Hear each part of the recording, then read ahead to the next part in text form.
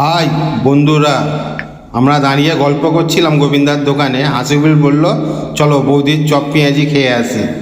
হাঁ করে বেরিয়ে পড়লাম। দেখো গাড়ি নিয়ে যাচ্ছি হাঁ করে। এই মেন রোডে উঠে পড়লাম, যাচ্ছি স্পিডেই যাচ্ছি, একটা গাড়িতে তিনজন মিলে।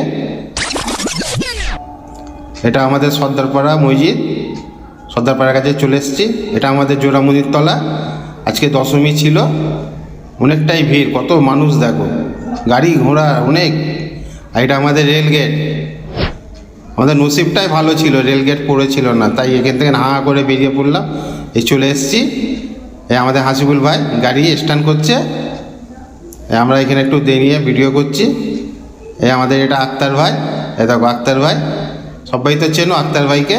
দেখো দেখো হাই বললো আক্তার ভাই, ভালোই রেলা করছে আক্তার ভাই। এটা হাসিবুল।